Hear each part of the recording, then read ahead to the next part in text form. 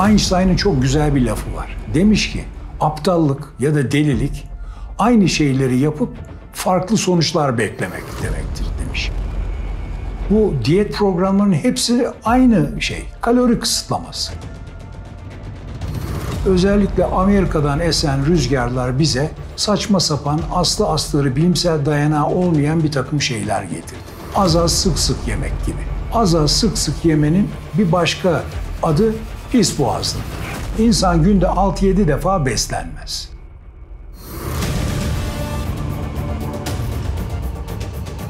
Bu benim programım. Uygulanabilecek en kolay program. Çünkü bu programda çok rahat, kalori hesaplamadan, şu yasak, bu yasak, şunu şu kadar, kibrit kutusu kadar peynir, böyle saçmalıklar yok. Çok rahat kilo veriliyor.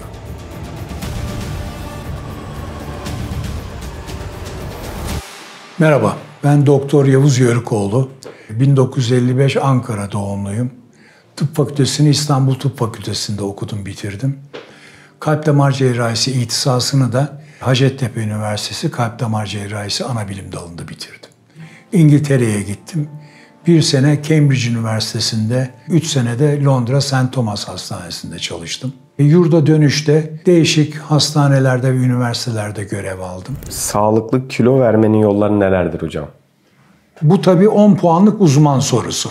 Yıllardır bütün dünyada, modern dünyada insanlar kilo sorunuyla boğuşurlar. Ve genelde bu konuda son yıllarda çok yanlış bir takım söylemler geliştirildi. Özellikle Amerika'dan esen rüzgarlar bize saçma sapan, aslı astarı bilimsel dayanağı olmayan bir takım şeyler getirdi. Yani az az sık sık yemek gibi. Bundan daha büyük sağlığa yapılmış bir ihanet yok. Az az sık sık yemenin bir başka adı pis boğazlıktır. İnsan günde 6-7 defa beslenmez. Geçmişe baktığınız zaman 1950'li yıllara kadar insanlar genelde günde 2 öğün yerlerdi. Adam gibi yerlerdi, arada da bir şey yemek ayıptı. Ben çocukluğumda hatırlıyorum, ben koşardım, oynardım. Sonra gelip anne işte bana dondurma ver, kek ver, elma ver. Annem kızardı yemekten önce bir şey yenmez diye. Bir televizyon programında bir şey söyledim, o çok ses getirdi. Dedim ki benim yaşımda olanlar anne babalarının, benden gençler dedelerinin fotoğraflarını bir bulup çıkarsınlar. 1950'li 60'lı yıllarda çekilmiş fotoğraflar. Grup halinde çekilmiş bu fotoğraflara baktığınızda dikkat edeceğiniz şey şu, aralarında bir tane şişman insan yok. Şimdi bu insanlar fakir değildi. O yıllarda diyetisyen, diyet kitabı yoktu. İnternette şunu yiyin, bunu yemeyin diyen kimse yoktu. İnsanlar ortalama günde 2 öğün yerlerdi. Adam gibi yerlerdi ve dediğim gibi arada da bir şey yemezlerdi. Bu tespiti yaptıktan sonra sağlıklı kilo vermenin yollarını ben size madde madde anlatmaya çalışayım. Birincisi, günde 2 öğün herkese yetecek bir öğün sayısıdır. Yanlış bilinen bir takım şehir efsaneleri vardır. Sokağa çıkın, sorun. Günün en önemli öğünü nedir diye %90 size kahvaltı diyeceklerdir. Şimdi kahvaltının bir zararı yok ama şart değil ve günün en önemli öğünü değil. Bu vakti zamanında 1950'li yıllarda kahvaltılık mısır gevreği satan bir firmanın reklam kampanyasından alınma bir laf. Kilonuz yok, şeker, kolesterol sorunuz yok, canınız kahvaltı etmek istiyor. Buyurun edin, afiyet olsun. Ama şart değil. Bundan özel bir fayda beklemeyin. Şimdi genelde en sağlıklı beslenme tarzı günde 2 öğün yenilen bir beslenme tarzıdır. Bu arada tabii biraz önce söylediğimiz gibi yediğimizin niteliği de çok önemli. Yani burada önemli olan meyve, sebze, salata, bakliyat ve kompleks karbonhidratlardan zengin, liften zengin, sağlıklı bir beslenme tutturmak. Hastalarım bana çok sıklıkla bu konuyu çok soruyorlar. Diyorlar ki hocam bizim aklımız karıştı, bize bir yol gösterin. Ben de onlara öncelikle şu ara 19. baskısını yapan kitabım 30 günde 10 yılı öneriyorum. Bu benim 2015 yılında yayınlanan bir kitabım. Aralıklı oruç prensibine dayanıyor. Sağlıklı beslenme ve harekete dayanan bir program. Çok insan bunu bir zayıflama kitabı zannediyorlar ama değil. Öyle olsa 30 günde 10 kilo derdik demedik. 30 günde 10 yıl dememizin sebebi metabolizmayı 10 yıl gençleştirmek. Biz eğer anlattığım şekilde metabolizmamızı normale çevirdiğimiz zaman zaten kiloda, şekerde, kolesterolde hepsi iyileşiyor. Bu az sık sık yemenin insanlara verdiği en büyük zarar şu. Siz ne kadar az yerseniz yiyin, ne kadar sağlıklı yediğinizi zannederseniz yiyin, her yediğiniz gıda bir insülin salgılanmasına neden oluyor. Ve bunu bir süre böyle sürdürdüğünüz zaman hastalarda, insanlarda insülin direnci gelişiyor. İnsülin direnci ne demek? Hücrelerimiz bir süre sonra insülini dikkate almamaya başlıyor. Ve bu şeker hastalığının ilk adımıdır. Ve hep şunu söylüyorum, ya bu az sık sık yemeği, ara öğünler, şu atıştırmalıklar, bu saçmalığı bırakın. Bir pankreasınız bir dinlensin, bir karaciğeriniz bir dinlensin.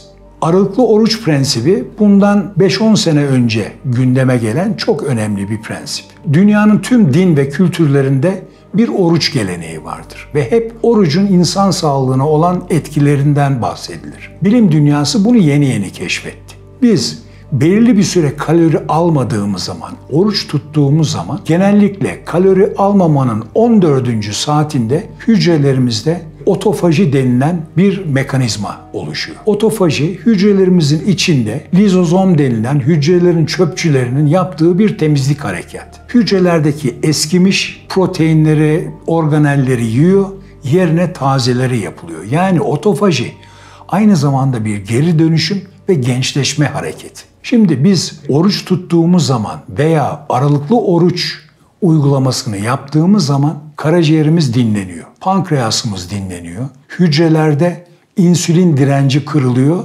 hücrelerimiz insüline daha hassas hale geliyor ve en önemlisi bütün bunların sonucunda hücrelerimizin enerji metabolizması hızlanıyor.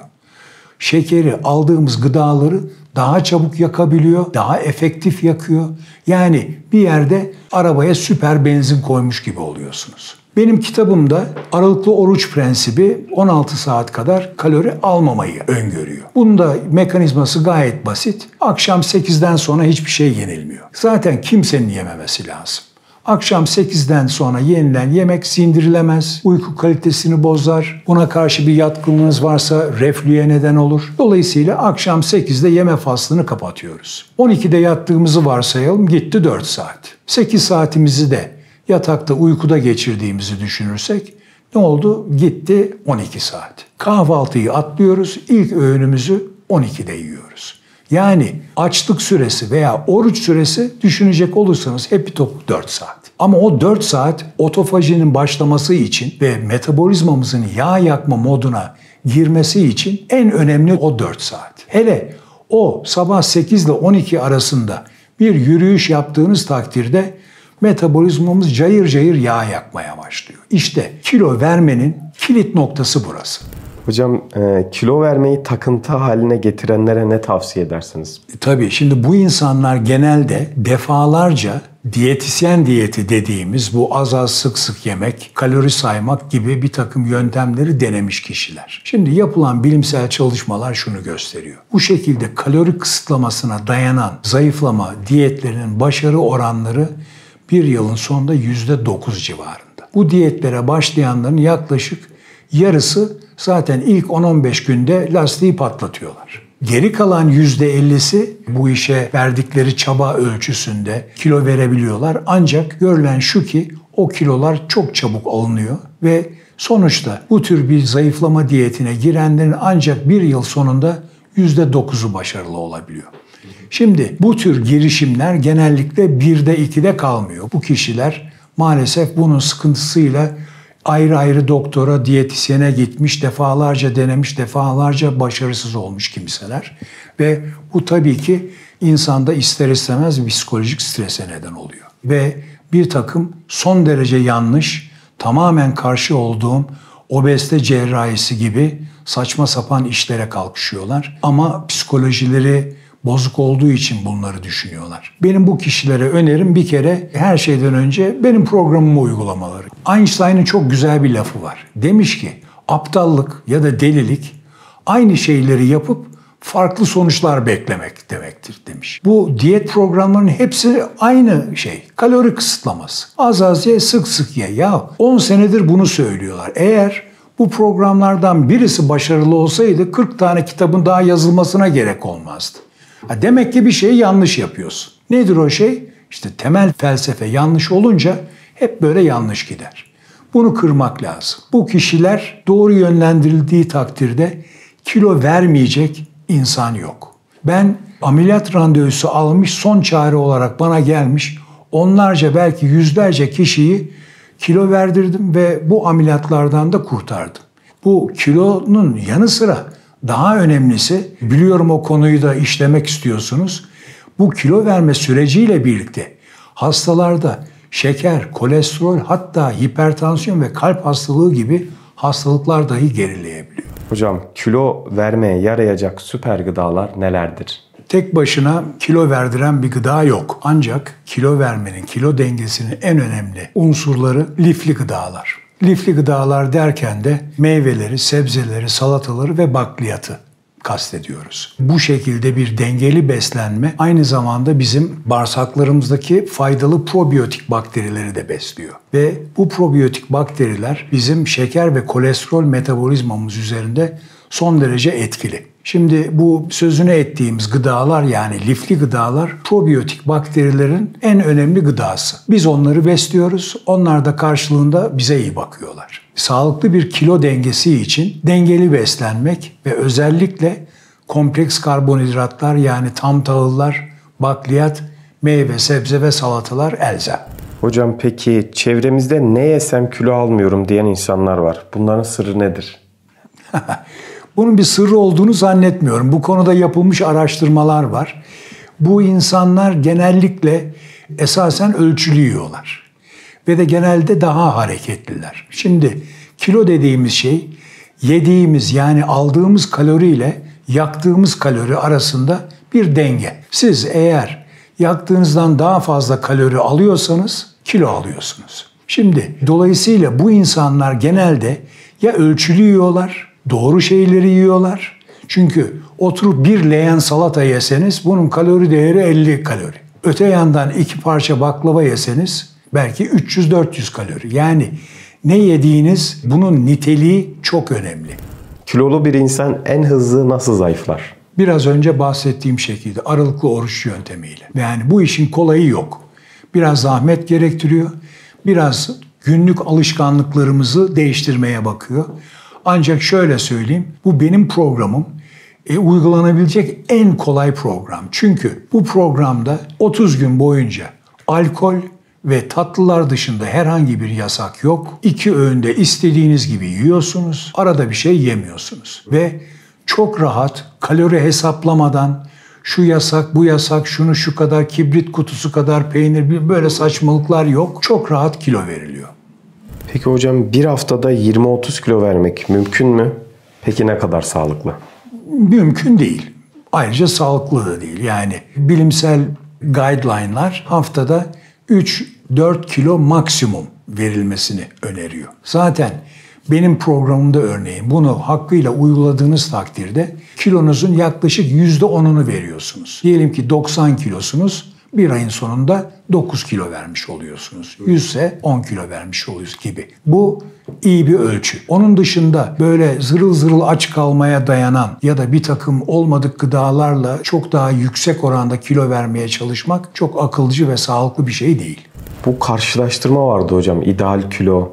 Bu doğru mu, boya göre ideal kilo şöyle olmalı, böyle olmalı? Şimdi öyle ölçütler var. En çok kullanılan Body Mass Index veya vücut kitle indeksi denilen bir şey. Bu sizin boyunuzun işte kilonun karesine bölünmesiyle ilgili. Yani o hesabı yapmaya gerek yok. Bunu otomatik yapan aplikasyonlar var internette. Ve buna göre işte bilmem işte %30'a kadar olursa normalsiniz. İşte onun üzerinde kilolusunuz. Ondan sonra obezsiniz gibi şeyler var. Ancak bunlar çok doğru ölçümler değil. Sebebi şu. Birincisi, bu ölçümler yaşı hesaba katmaz. 20 yaşında birisinin 50 yaşında birisinin vücut kitle indeksleri ne yaparsan yap farklı çıkar. Öte yandan bu vücutun kompozisyonunu hesaba katmaz. Yani bazı zaman bakıyorsun 2 kişi var, ikisi de 80 kilo. Birisi göbekli, şişman, öbürü olimpik atlet. Çünkü onun kilosu kaslardan geliyor.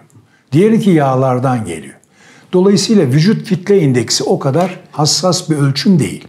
Bir fikir veriyor sadece. Öte yandan bel çevresi ölçümü bir kriter olarak kullanılıyor. Bu da bir fikir veriyor. Yani bel çevresi özellikle iç organ yağlanmasını da gösterdiği için bir hastalık risk faktörü olarak bilinmesi gereken bir şey. Erkeklerde 100-105, kadınlarda 90'a kadar bel çevresinin olması normal sayılıyor. Ancak bunun da bir falsosu var. Bu da boyu hesaba katmıyor. Şimdi diyelim ki birisi var, boyu 1.75, bel ölçümü de 105. Bu bayağı ciddi göbekli bir adamdır. Halbuki o adam 1.75 değil, 1.85, 1.90 boyundaysa o göbek göze batmıyor.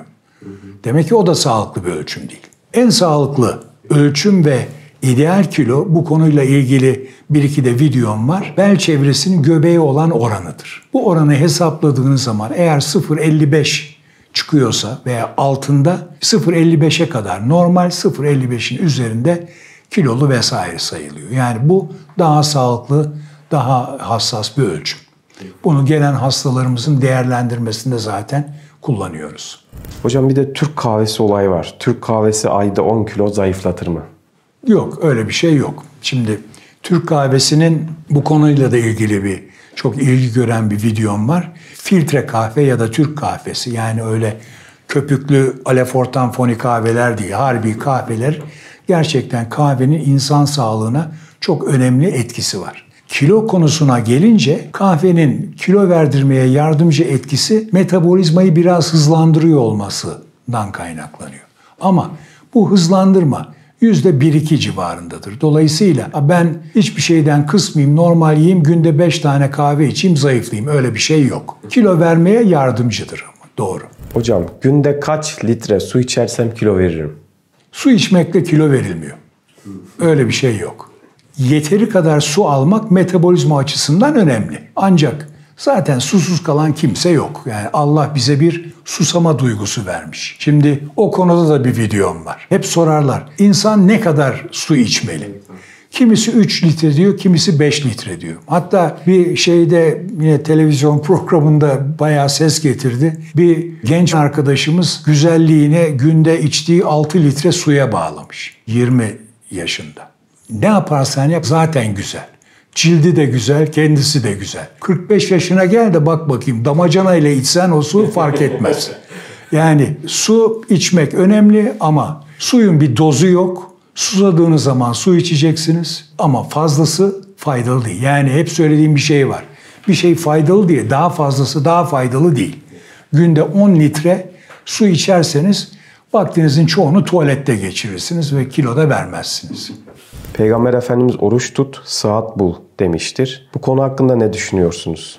Kesinlikle öyle. İşte biraz önce anlattığım gibi bilim dünyası orucun faydalarını yeni yeni keşfediyor. Ne zaman ki oruç ve otofaji üzerine araştırmalar yapan meşhur Japon bilim adamının Nobel Tıp Ödülünü aldı, o zaman bu daha çok anlaşılır, daha çok gündeme gelir oldu. Ve bu nedenden dolayı zaten değişik formlarda aralıklı oruç prensibi oluşturuldu. Peki genç kalmanın sırrı nedir?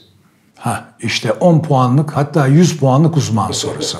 Herkes genç kalmak istiyor. Meşhur bir yazar şöyle bir şey söylemiş. Herkes uzun yaşamak istiyor ama kimse yaşlanmak istemiyor diye. Genç kalmak tarih boyunca Büyük İskender'den Amerika'yı keşfedenlerden Ponce de Leon'a kadar herkesin takıntısı olmuş, yani genç kalmak. Herkes gençliğin, güzelliğin sırrını çözmeye çalışmış. Maalesef öyle bir sır yok. Ama benim gençleşmek derken kastettiğim metabolik olarak genç olmamız. Yani sonuçta saçlarımızın ağarmasına ya da dökülmesine, vücudumuzun kırışmasına, bir takım değişiklikleri önlemenin bir yolu yok. Yavaşlatmanın yolu var. Metabolik olarak genç kalmanın da yolu var. Yani eğer biraz önce konuştuğumuz gibi biz sağlıklı besleniyorsak, arada oruç tutuyorsak, hareketli bir yaşam sürüyorsak metabolik olarak da genç kalıyoruz. Şimdi bakıyorsunuz adam 40 yaşında, nispeten genç. Kan tetkiklerini yapıyoruz, testler yapıyoruz. İnsülin direnci var, kolesterolü kontrolden çıkmış, şu su yüksek, bu su düşük, bilmem ne falan. Metabolik olarak adam 75 yaşında. Öte yandan 75 yaşında birisi geliyor. Hani Anadolu tabiriyle adam koçan gibi, şeker, kolesterol falan pırıl pırıl. Bu tamamen yaşam tarzımızdan kaynaklanan bir şey. Ama özetleyecek olursak genç kalmanın sırrı bir hareket, bol hareket. İkincisi sağlıklı beslenmek. Peki hocam, şeker hiç mi kullanmamalıyım? Hayır, öyle bir şey yok. Şekerin faydalı bir şey olduğunu söylemek mümkün değil. Ama şeker tatlı insanların hayatının bir parçası. Bu bir gerçek. Yani şeker zararlı. Ben tatlı yemeyeyim, meyve yemeyeyim, şekerimi, çayıma, kahveme şeker koy. Böyle bir şey yok. Ölçülü yendiği takdirde bizim metabolizmamızın kaldırdığı her şey faydalı.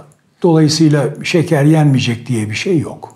Hocam, kansız bypass nedir? Evet, kansız bypass, doğal bypass diye de anılan açılımı EECP tedavisi, yani Enhanced Extracorporeal Counterpulsation denilen bir tedavi yöntemi. Bu tedaviye giren hastalar genellikle daha önce bypass olmuş, bypassları tıkanmış ya da stent olmuş, stentleri tıkanmış, başka bir ameliyat şansı kalmayan hastalar, kalp yetmezliği hastaları veya hiçbir şekilde ameliyat olmak istemeyen hastalar bu tedaviyi olabiliyorlar. Buradaki ana prensip kalpte yeni kılcal damar geliştirilmesi. EECP tedavisinin özel bir cihazı var. Hastanın baldır, bacak ve kalça kısmına tansiyon aletinin manşonu gibi manşonlar bağlanıyor ve hasta monitörize ediliyor, yani elektroya bağlanıyor. Cihazın bilgisayarı hastanın kalp atımlarını takip edip kalbin gevşediği noktada balonları şişirip kalbe daha fazla kan gönderiyor. Bu şekilde de kalbi besleyen koroner damarlarda kan artışı oluyor, damarlarda genişleme oluyor ve en önemlisi biraz önce söylediğim gibi kalpte yeni kılcal damar gelişimi sağlıyor. Hastanın durumuna göre 20, 30 veya 40 seans olarak uygulanan bu tedavi sonucunda hastalarımız çok büyük fayda görüyorlar. Sadece bu tedavi değil, ilaç tedavisi uyguluyoruz. Hastanın ilaç ihtiyacını yapıyoruz. Ve bu hastaların aynı zamanda çoğu şeker hastası olduğu için bunlara da yönelik özel diyet programları uyguluyoruz. Bizim 30 seans sonunda insülini ve şeker ilaçlarının çoğunu bırakan, eskiden 100 metre yol yürüyemezken 3 kilometre yol yürüyen dünya kadar hastamız var. Amerika'dan doğan ve son 10 yıldır giderek yayılanan disease reversal, yani hastalıkların geriye çevrilmesi prensibine getiriyor. Şimdi kronik hastalıklar dediğimiz, yani şeker hastalığı, kalp damar hastalıkları gibi hastalıklar, bunda bir genetik komponent var ama büyük oranda bizim yaşam tarzımızdan kaynaklanıyor. Yani yediğimiz, içtiğimiz, kötü alışkanlıklarımız, hareket düzeyimiz, bunlar hepsi bir araya geldiği zaman insan yıllar içinde şeker hastası veya kalp hastası oluyor. Şimdi disease reversal prensibinde zararlı faktörleri ortadan kaldırdığınız zaman hastalık sadece durmuyor. Başladığı gibi geriye çevirmek mümkün. İşte bu disease reversal konsepti dahilinde uyguladığım şeylerden bir tanesi de işte bu kalp damar hastalıkları, koroner arter hastalıkları ve şeker hastalığının özel bir program dahilinde tamamen geriye çevrilmesi. Meslek hayatımın 42. senesindeyim. Emekli olmaya da niyetim yok. Değişik kulvarlarda da olsa insan sağlığı, insanları bilgilendirme konusunda misyonumu sürdürüyorum. Teşekkürler hocam verdiğiniz bilgiler için. Ben teşekkür ederim.